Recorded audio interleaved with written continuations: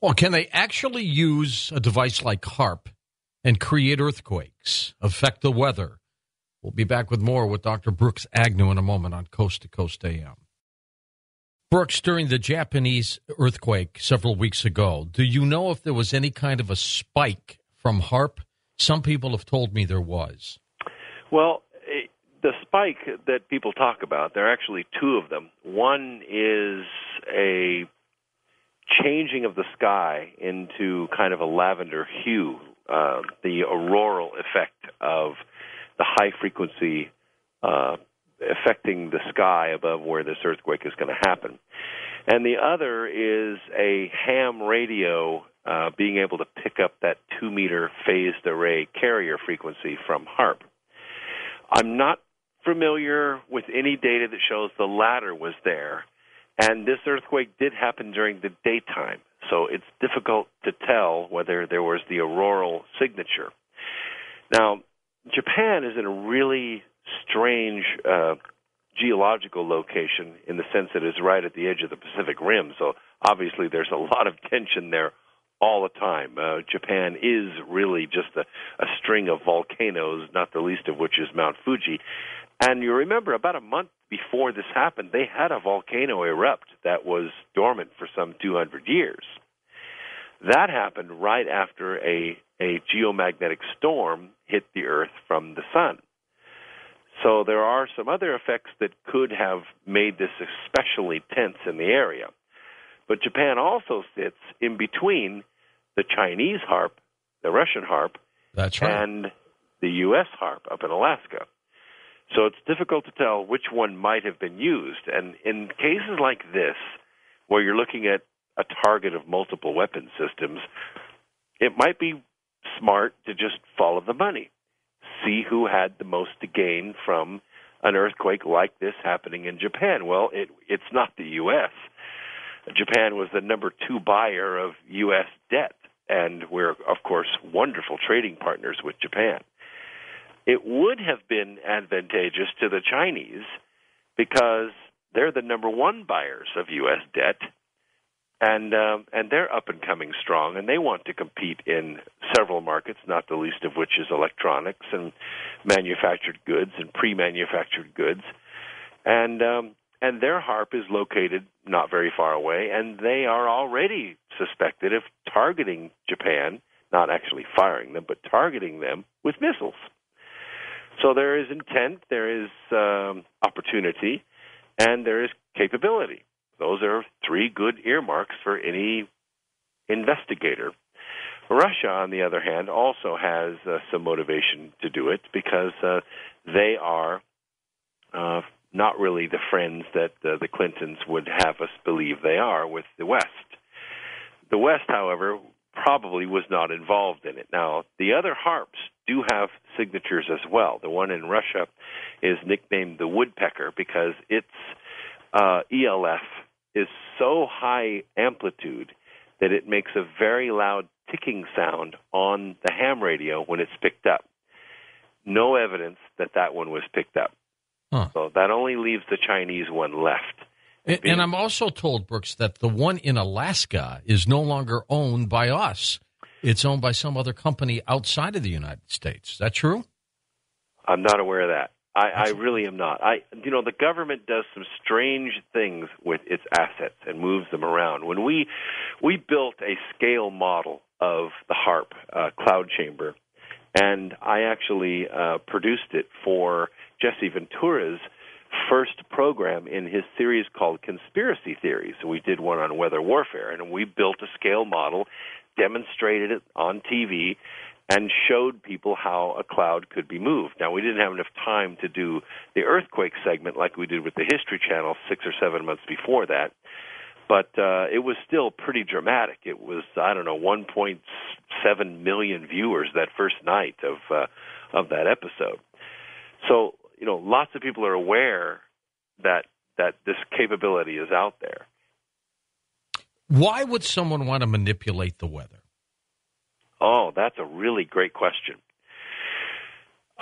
History is replete with civilizations being delivered by the hand of God, not the least of which is the Spanish Armada being sunk in the English Channel as they were sailing up to attack Britain. I'm sure the British were quite happy that God had stepped in with typically harsh weather in the English Channel and sunk those ships. What a wonderful thing it would be to be able to command the hand of God to just come in and smack your enemy with particularly bad weather. And besides, there are no fingerprints. Surely you must be joking, they would say in the news release. You think we could manipulate the weather? Are you kidding? Bad luck for you. It's the perfect weapon, George. It has no fingerprints. It is an act of God that comes in and directs a hurricane into your path, or starves you out of rain for a couple of years, or causes a summer of heat so bad that your wheat cooks into dust in the middle of the field. It's the perfect weapon. Of course they would want to develop it. And it is so secretive, yet we pick up little bits and pieces as we've been talking about. Well, you know, when the former governor, he's a great guy. He's imposing. He doesn't take any crap off anybody. When he went up there to the HARP facility, and they would not let him pass that fence for a tour, he was not happy. That was a really tense moment for him. I thought they were going to have to cut the film and get the Band-Aids out because it was going to get rough. He didn't like that one bit. You're exactly right, George. There are secrets behind that fence, and the public knows nothing. There is no civilian oversight of this weapons system, and that's the danger. How do we know here in the United States that they've turned HARP on in Alaska? Do we have any idea? Are there things we can see? Well, yes, there are auroras that will happen in very strange places, like as far south as Charlotte. That would not be something ordinary. Maybe down into Wisconsin, but an aurora would not appear in equatorial climes unless it was artificially produced. It has. In Chile, right before the quake. In Haiti, right before the quake. There was the telltale lavender sky that lights up just before these things happen. Now, I published that, and somebody wrote back and said, oh, that's nonsense. Every time there's an earthquake, a major quake, the sky does that because the earth puts off these frequencies. And I immediately wrote back. I said, you're kidding. This would be amazing. We have the best earthquake detector we could ever ask for. All we have to do is watch the sky. And when it turns lavender like that, we know a big quake's coming, evacuate the city. Truth is, it doesn't happen. Let's go back to the Roseburg, Oregon situation.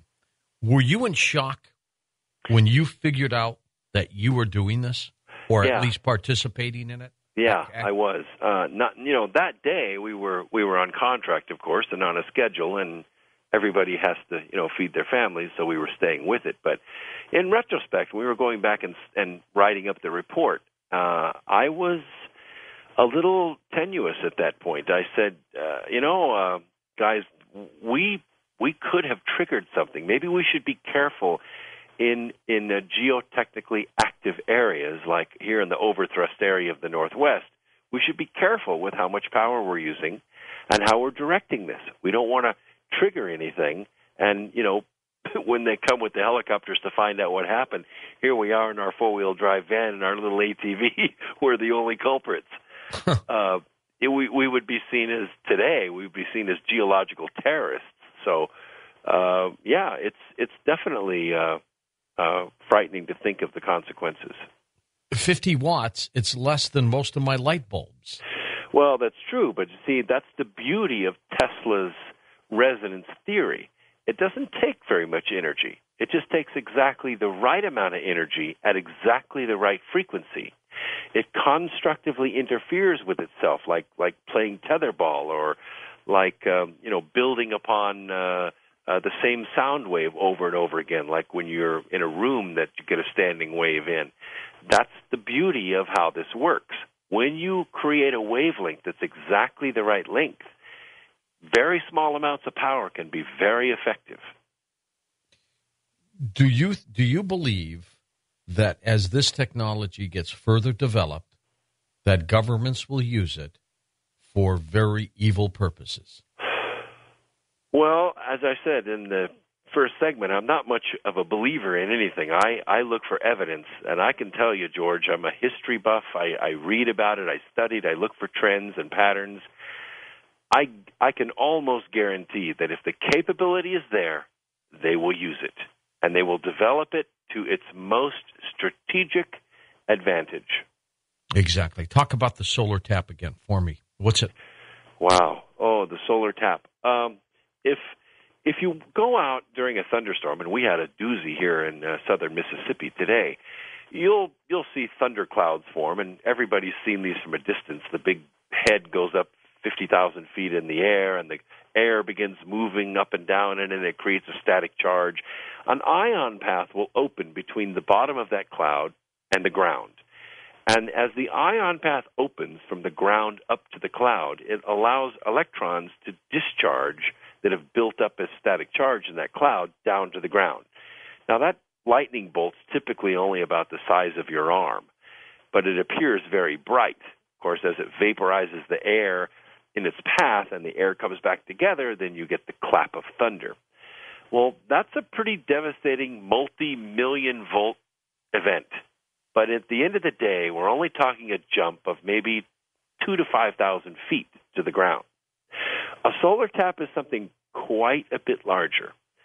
The ionosphere sits around the Earth like a giant soap bubble. It not only protects us from cosmic radiation, it absorbs a lot. It takes a lot of the atomic hits, the proton hits for us, and deflects them and creates cosmic rays, which are much more benign for those of us living on the surface of our planet.